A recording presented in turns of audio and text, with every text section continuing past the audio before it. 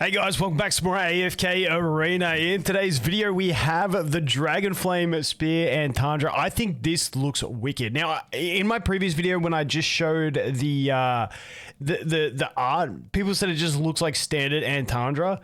I thought this thing was just part of the background, but she actually has it in her in-game sprite, which I think looks sick. The way I describe this is, yes, her general physical appearance is very much the same.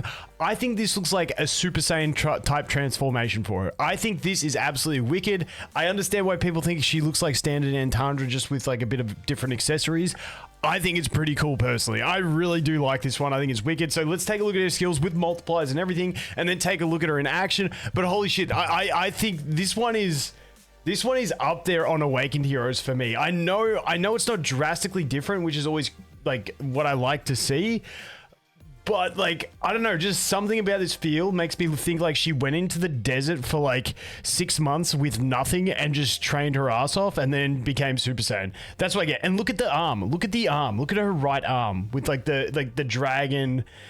It looks like a dragon arm. I think it looks sick. Anyway, let's continue. Let's not hang up on the appearance, but she looks sick. If you disagree, I'll fight you for it. All right, moving on. Active. Boys, we got long descriptions again. Let's go. Antandra channels the power of Draconic Fire to activate Dragon Flame Armor, gaining different types of enhancements. Activating the effect does not consume energy. After activation, she consumes 100 energy per second, and the effect will be deactivated once her energy runs out. While activated, Antandra is unaffected by energy recovery effects from all others, as well as energy reduction effects, so she can only get it from herself. Passive, Dragon Flame Armor scorches nearby enemies, inflicting health loss equal to 220% of her attack rating every second. Antandra's normal attacks also inflict scorching damage, and her other skills will have additional enhancements when cast. Cool beans. We'll get into those when we get into it, dude. Why are the skill ups so long? While Antandra's health is above 60%, healing she received is converted into energy recovery. For every 1% of max health she is healed, Antandra recovers 15 energy. That's not too bad. So you want to keep her above, okay? Does that mean she won't actually get topped off above 60% because it's converted into? We'll have to check that. I haven't actually checked her in the Arena of Trials yet.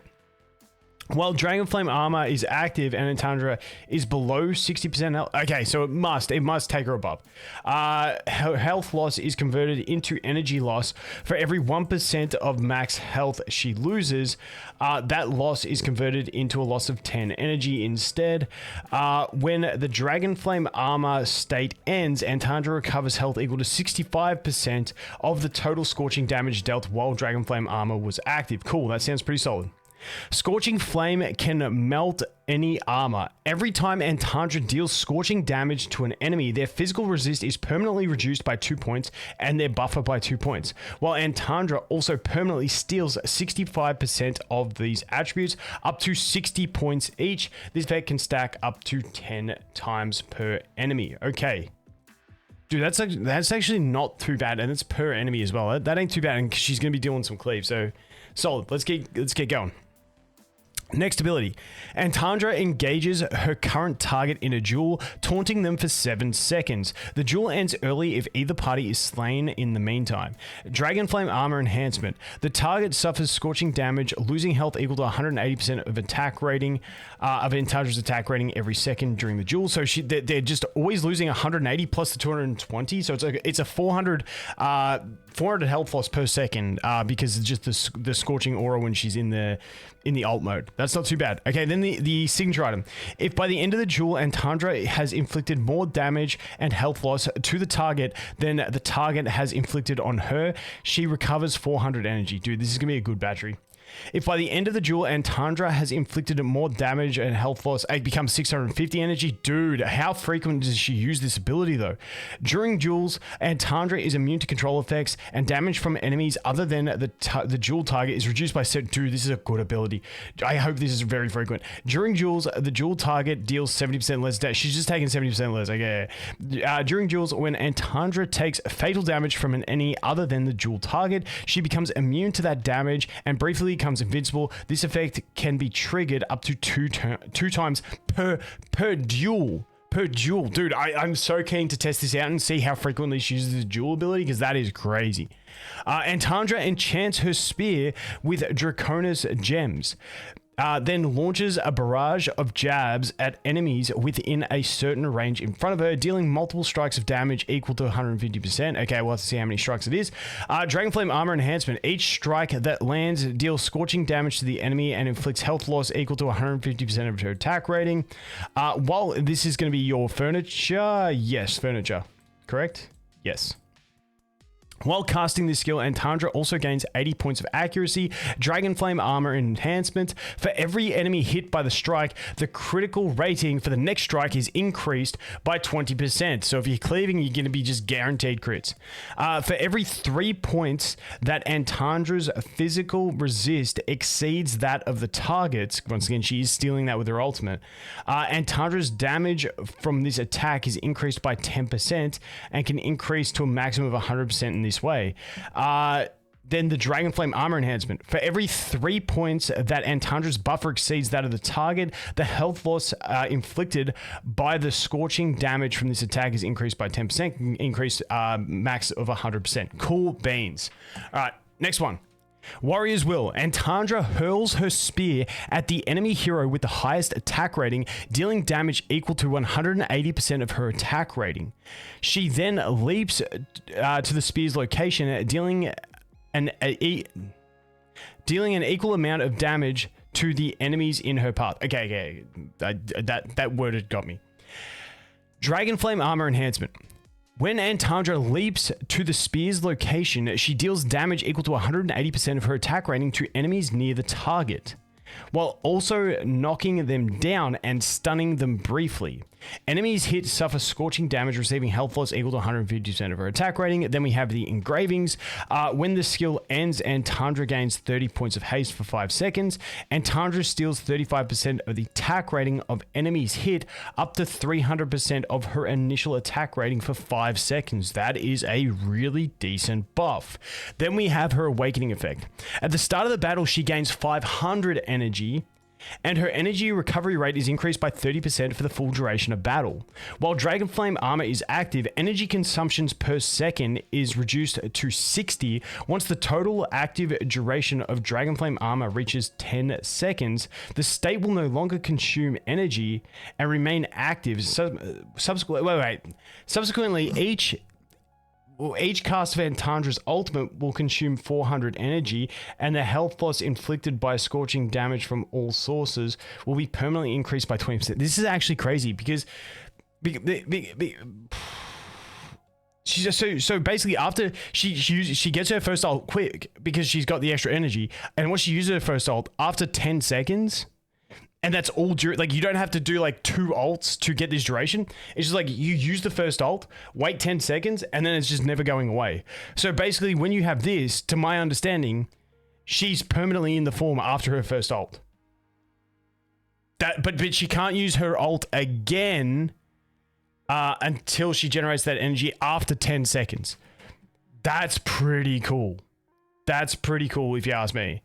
I think that is going to be very effective. Dude, I really love the sound of this character. I do hope I'm not having a bad take and thinking she's good. I have had bad takes before, we all know it, but hey, it is what it is. Let's go ahead and take a look. Okay, so there's the spear throw. That's the one she steals attack with. There's her in a duel. Oh, I don't have animations on. Okay, wait. Does that thing go flaming? Is that what it is? Wait, we got to turn the animations on. We've got to turn the animations on. That is a vital part of this. Ultimate animations, first time. Let's just do first time. All right, let's go back here. Boom. Arena of Trials. Okay, so I believe the ring thing on her back goes flaming after she ults. No, it is already flaming. Does it flame more? Is that what it is? Keep in mind, she doesn't have all the additional upgrades in this one, so she doesn't have that extra starting energy. But let's see. Yeah, it goes on fire. Yeah, that's a cool one. There's a thumbnail picture of her. I've ever seen it. Yeah, she looks sick.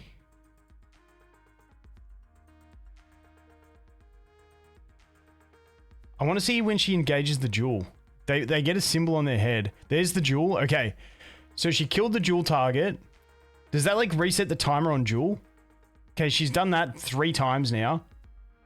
Okay, there is a bit of a gap, a fair bit of a gap between Jewels, but we'll be able to find it better on the next battle. So let's go here, dude. I think she looks so cool. I think she looks so cool. All right. All right, let's do this. Let's do this, Antandra. Solo, let's go. Okay, so she has that starting energy. Wait, oh, she didn't engage the Jewel. I was gonna say, doesn't she get like the avoid death 2 times per Jewel? But she hadn't engaged a Jewel yet. Let's just do this. I want her to solo this. I feel like she should be able to solo this, but it might be too hard for her to get the first Jewel up with that control. Yeah, okay, we need someone to distract. We need someone to distract. Let's put Warwick in. Let's see. Damn it, he's going on her again. Okay, here's the ult. Dude, that dragon arm looks sick. Dude, it looks so cool. And look at the, like, just the pulsing, burning energy around her. It just deals the damage. Okay, so she should be at using ult. Yeah, so now she used the ult again. And all that does is increase all that scorching damage. Dude, I really like this character. I really love this design.